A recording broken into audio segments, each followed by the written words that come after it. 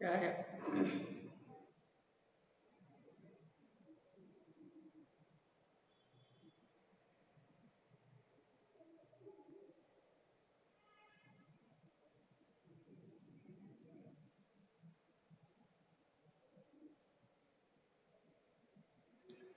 In the last class, we were discussed about the Helmholtz tangent galvanometer. So before getting into the concept of Helmholtz tangent galvanometer, so what is actually the tangent? Why we are using tangent galvanometers? So it is because of the field which is produced by the current carrying conductors or a coil in over a region of space which is not uniform when we consider in normal tangent galvanometers. Let me add everyone. Am I audible to everyone?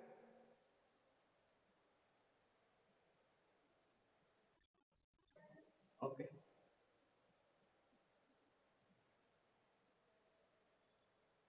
So we have seen that yesterday why the Helmholtz galvanometers have been used.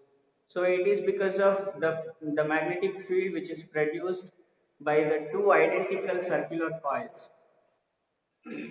which is uniform when we consider a larger space. So look at this diagram. So in this diagram, when two coils if we consider, so this Helmholtz galvanometer which consists of two coils, one is coil 1 and as well as the coil 2, right?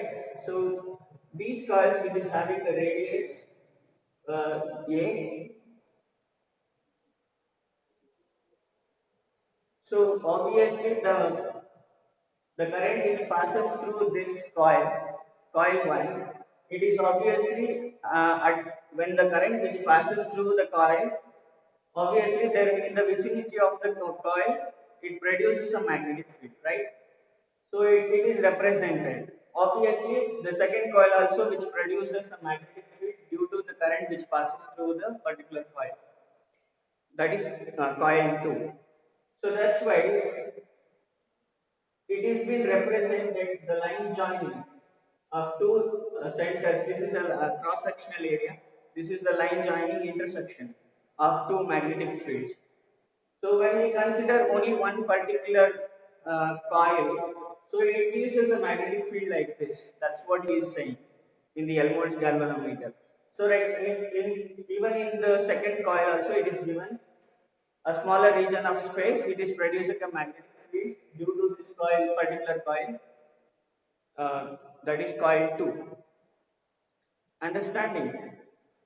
So now this is what we are expecting. This is the uniform magnetic field which is produced over a large region of space when we consider a Helmholtz tangent galvanometer. So in between the two identical circular coils, there is a deflection magnetometer compass box.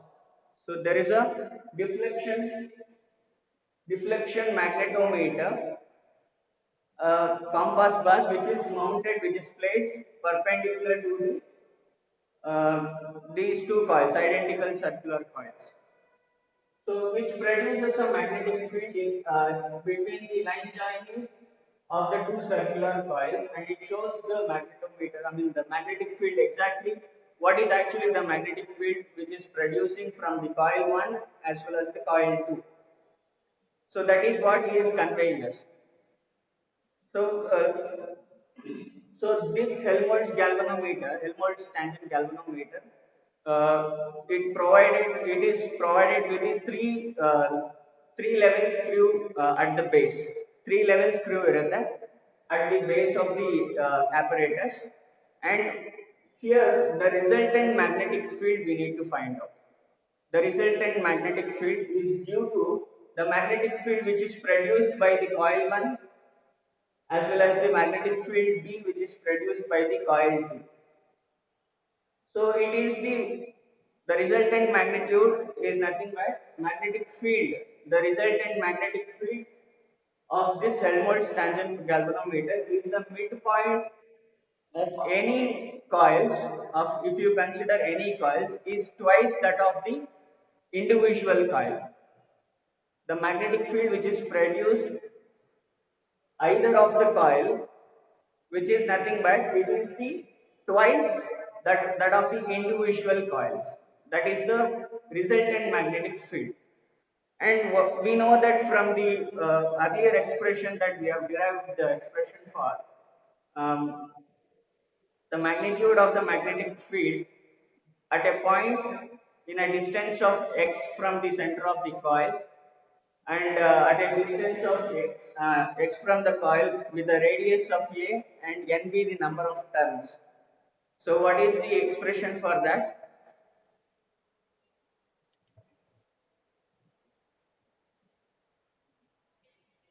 Is everybody has come?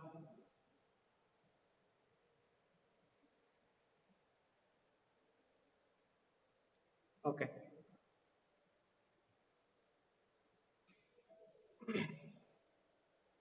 So we know that from the magnitude of the magnetic field, so which is given by B is equal to, is this image is clear for all of you? So B is equal to that we were deriving yesterday, mu naught n I a square divided by 2 into x square plus a square whole to the power 3 by 2. So this is equation number 1. So magnetic field B, which is equal to mu naught n I a square divided by. So what is the theory it says?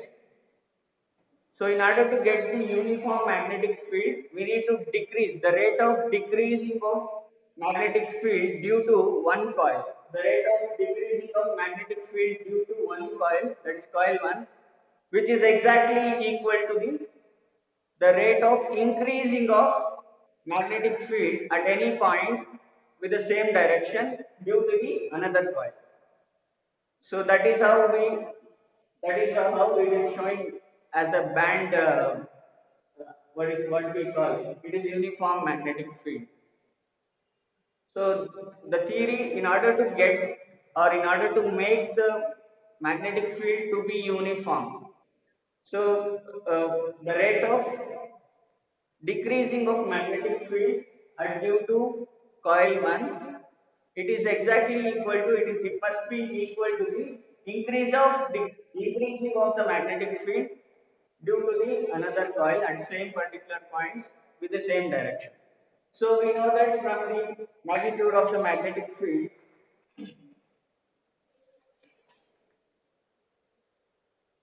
at a distance of x from the center of the coil, which is having a radius of a, and n be the number of turns. So I forgot to tell this. So number of turns which is mounted coaxially within the circular coil. So n be the number of turns which is mounted in the coil. So this is the expression. So in order to get the uniform motion, the magnetic field to be uniform, so dB by dB is equal to dB by dx is equal to constant. So in order to get to make the magnetic field to be uniform, dB by dx, which is equal to constant. And also there is one more condition we have in order to make the magnetic field to be uniform. So d square d by d square d by dt square dx square, which is equal to 0. Correct or not? So now we know the expression for the magnetic field. So now differentiate this magnetic field with respect to x. So the rate of change of magnetic field. So rate of change of magnetic field B with respect to x. Now what do we have? dB by dx. So dB by dx is d by dx of, so what is magnetic field expression? Mu naught n Ia square divided by 2 times x square plus a square whole to the power 3 by 2.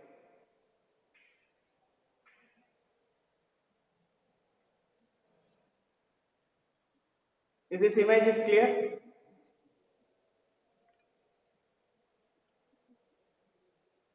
So dB by dx, which is equal to d by dx of mu naught n Ia square divided by 2 into x square plus a square whole power 3 by 2. Now you differentiate what are the common terms here. dB by dx, which is equal to constant values you take out from the differentiation, mu naught n Ia square whole divided by 2. So 1 by x square plus a square, it goes to numerator. So if it goes to numerator, it becomes x square plus a square whole power minus 3 by 2. There is a differentiation, right? So d by dx of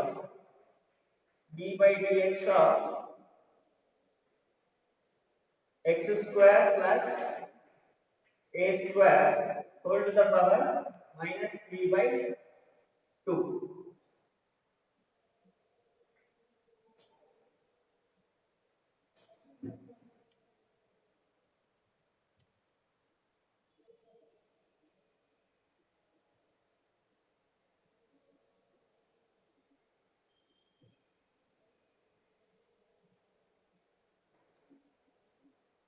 Let me erase this.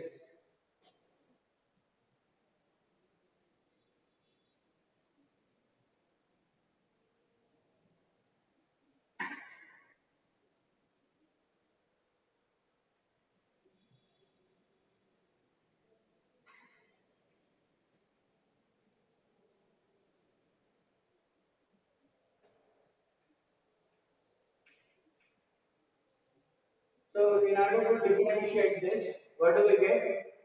Mu naught n Ia square divided by 2 is constant.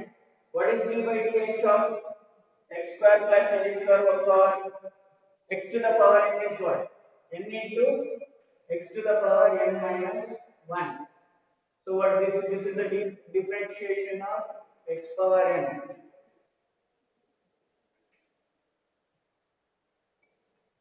So differentiation of x power n into, so what is the power n? N is minus 3 by 2. N into x to the power n minus 1. So x square plus a square whole power n minus 1. So minus 3 by 2 minus 1, it becomes minus 5 by 2. Correct? So what is the differentiation of x square? It is 2x. So differentiation of x square is 2x.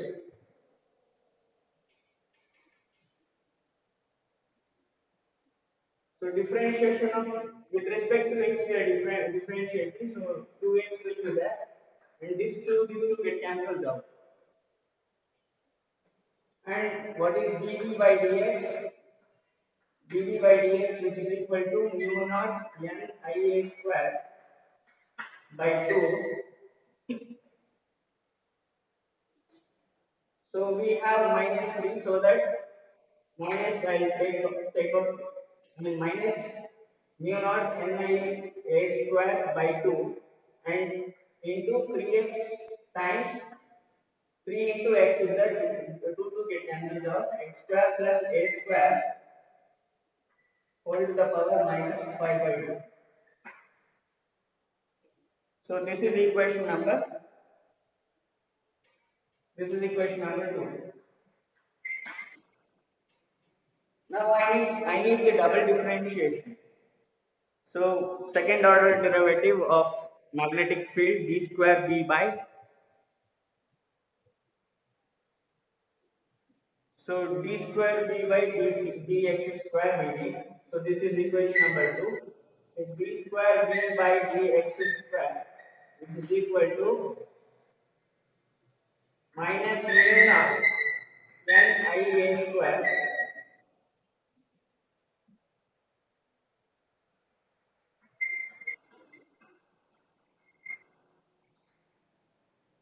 divided by 2.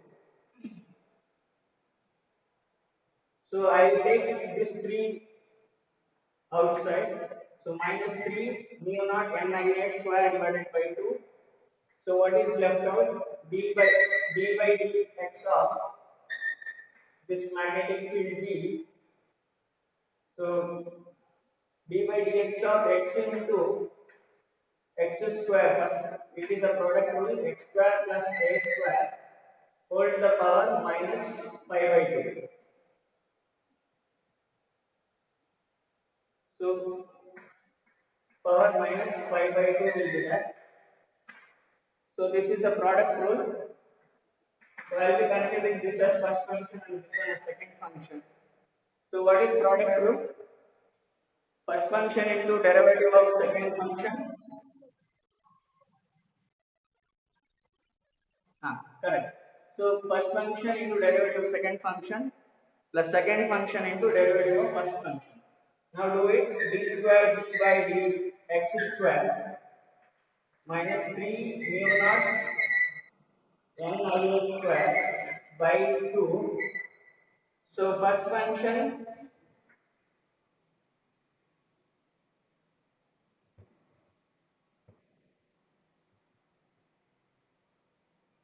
so first function is x square plus a square whole power minus 5 by 2 into derivative of d by dx is 1. So it will left out with 1 only plus second function into derivative of first function. Derivative of first function x power n. So n into x power n minus 1. So minus 5 by 2 into x to the power x square plus a square whole power minus 5 by 2 minus 1. So it becomes minus 7 by 2. N minus 1, right? So minus 5 by 2 minus 1, it becomes minus 7 by 2 into again differentiation of x and x square. So it becomes 2x. So I will again cancel these two get cancels out, and x is there here, x into x square. Here one x is there and in the last x is there. So x square minus 5x square, it will become minus 5x square. So d square b by dx square, which is equal to minus 3 mu naught n I a square by 2. So this becomes, huh?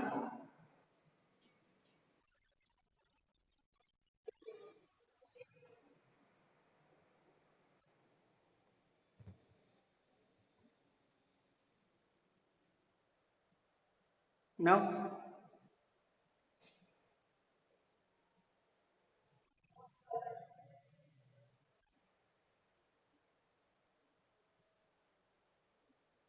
Is everybody can you able to see this image?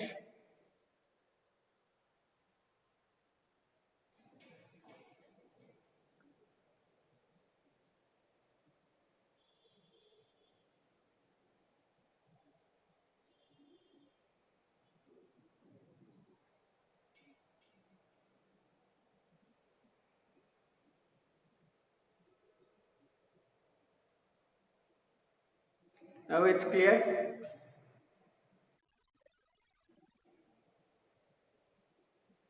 Okay. So minus d square b by dx square, which is equal to minus 3 mu naught n I a square divided by 2. So you can take this one more step, I'll write x square plus a square power minus 5 by 2 plus plus into minus, it becomes minus, plus into minus minus, 5 is there, x into x, 5x square, x into x square, and what is left out? X square plus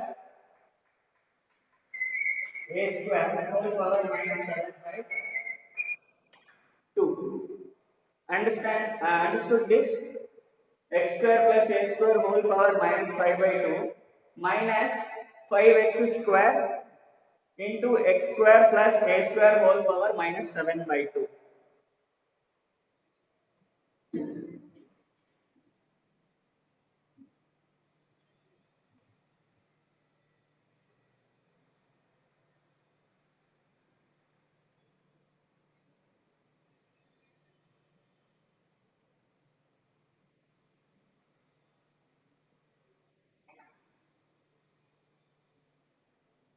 So what you can write? You can write b square b by dx square is equal to,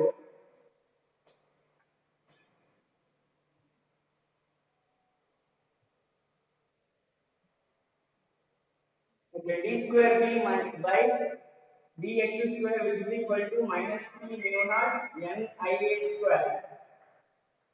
So what is the ultimate thing that we need to get the uniform magnetic field? First condition we have fulfilled. So dB by dx is constant. We have got the constant value. That is equation number 2, I think so. So we have got the dB by dx as constant. That we have got. So anyhow we need to get d square b by dx square as 0. Then only we get the uniform magnetic field, the magnetic field to be uniform. So divided by 2. So x square plus a square whole power minus 5 by 2 is there. So what if you take that minus 5 by 2 in the denominator, it becomes positive, right?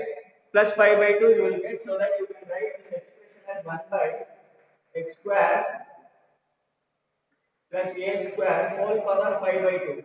Can we write like this?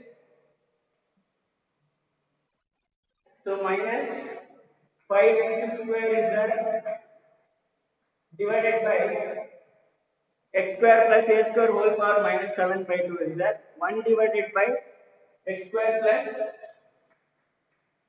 a square whole power 7 by 2 we can write. Correct or not? So we can write like this. And also we can take common factor in between these two. So that for this, what I am going to do is, so d square b by dx square is equal to minus 3 mu naught n I square by 2. So you have to multiply the, in the numerator you have to multiply with x square plus a square whole power 2 divided by 2. If I add this one, so the in the denominator it will become x square plus a square whole power 7 by 2. Because it is 5 by 2 is there. If I multiply with in the numerator, if I multiply with 2 by 2 x square plus a square whole power 2 by 2, then in the denominator it becomes x square plus a square whole power 7 by 2 minus 5 into x square by x square plus a square whole power 7 by 2.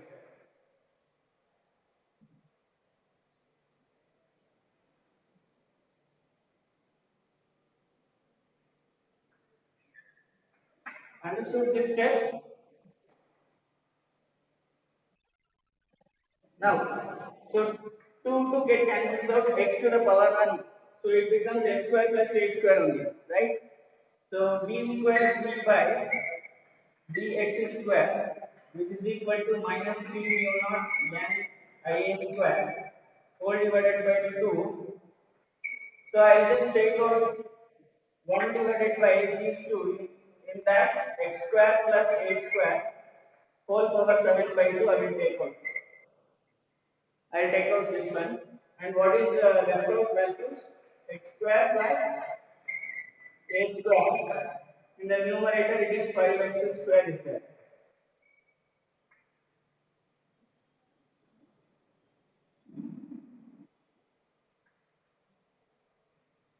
Correct or not? So we can take LCM.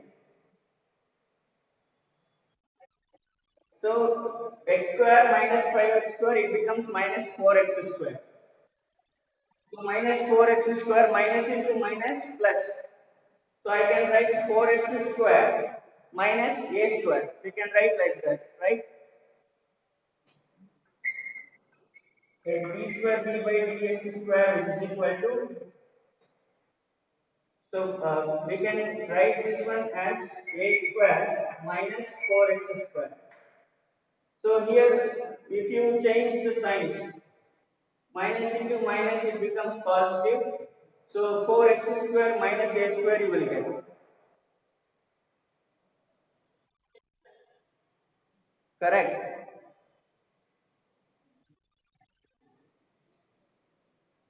So d square b by dx square. So this is 3 mu naught n mu square divided by 2.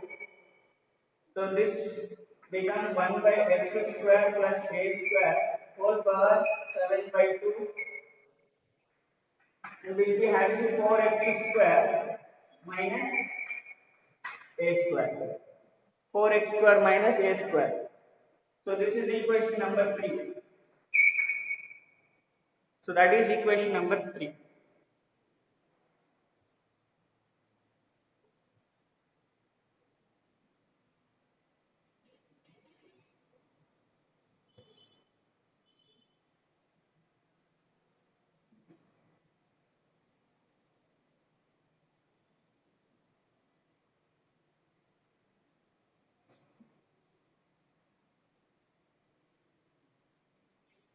So anyhow, we know that d square b by d x square, which is equal to 0.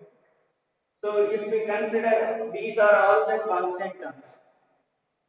So we'll just equate these two. So 4x square minus a square, which is equal to 0.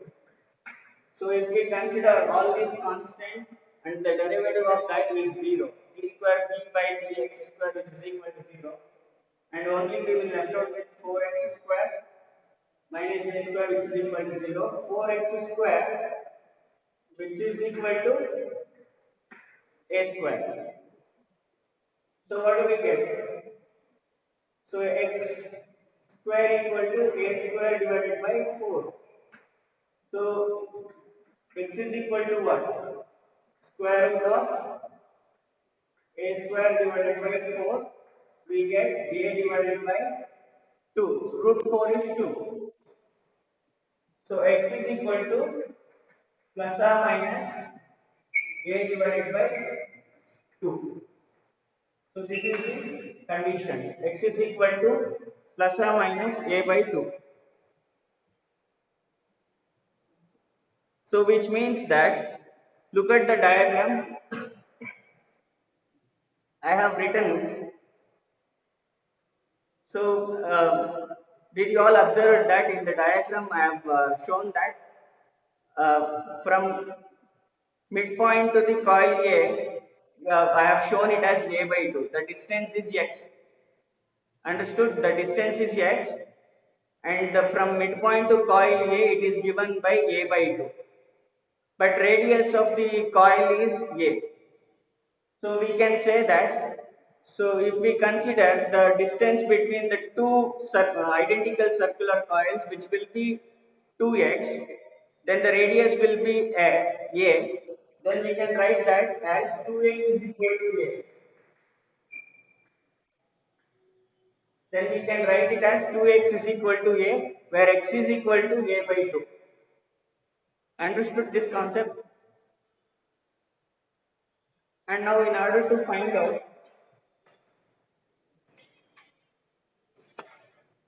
the resultant magnetic field, how will you find the resultant magnetic field?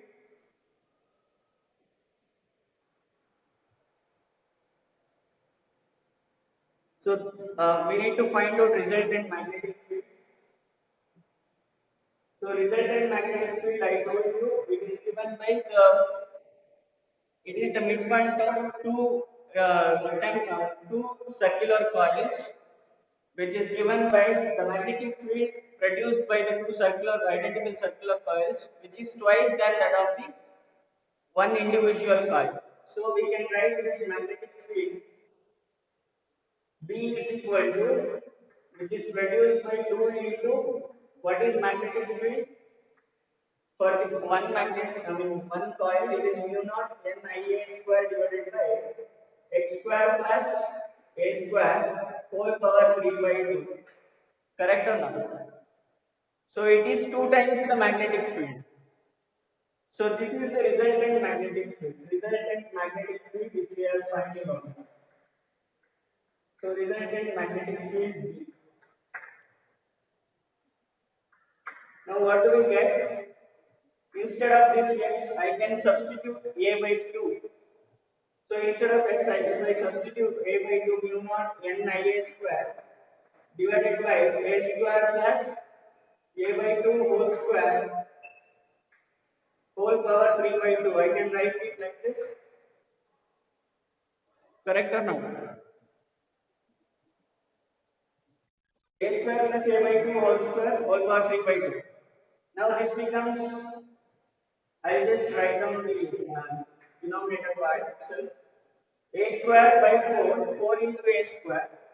4a square plus a square will be there. It becomes 5a square. 5a square divided by 4 whole over 3 by 2. Correct? So this is 2 into mu naught n I A square will be there in the numerator. What is 5 cube? 5 cube is 125. 5 is 5 into 5, 5 into 5, 25, 25 into 5. So a square get cancelled. So this is whole power 3 by 2, no? So you can write like this also. 2 get cancelled out. This becomes 5a cube. And for this 4 also power 3 by 2 will be there. So 4 cube is 64. 4 4 is 16, 16 4 is 64. And by root of 64 is 8. How much? 16 into 6. Root 16 is 4. 4 into 2 you can write it as 8. To find out this value,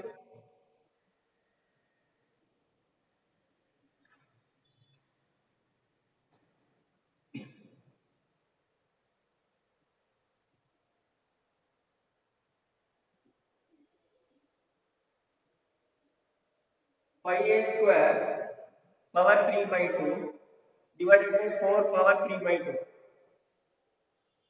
So we can write this phi cube. Uh, it is equal to root 125. Phi cube is 125. 125 a square. Okay, a into cube. Phi cube and into a cube. So this becomes 125 to a cube. Correct? So this is 4 cube is how much? 4 4 is 16, 16 4 is 64.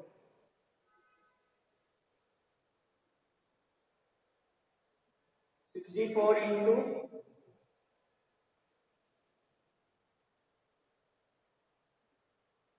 okay, I can take this as 2 square. If I take 2 square,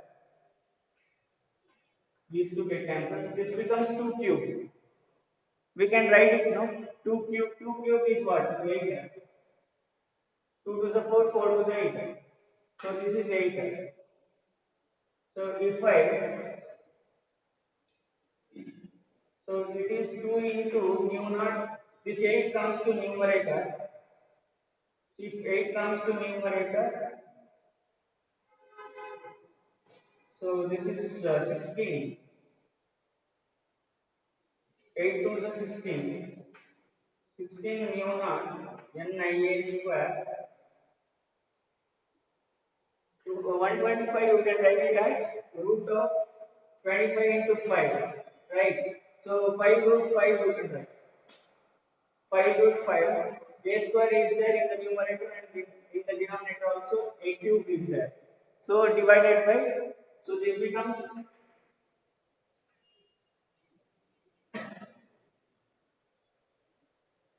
16 mu naught n I a square by 5 root 5 into a you will get a square into a square it cancels a square by a square only we will left out with the a, and this is the resultant magnetic field which is obtained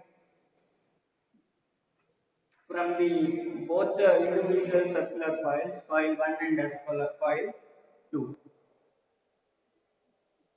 Think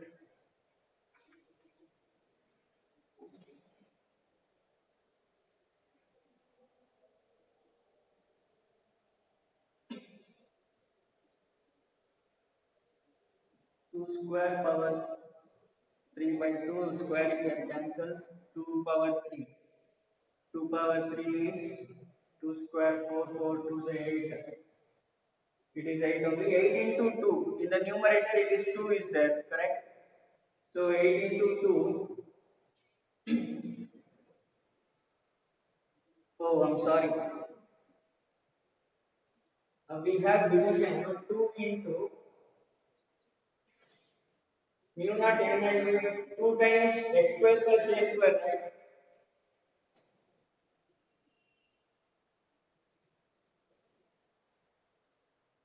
So if these two get cancelled out, this becomes 8.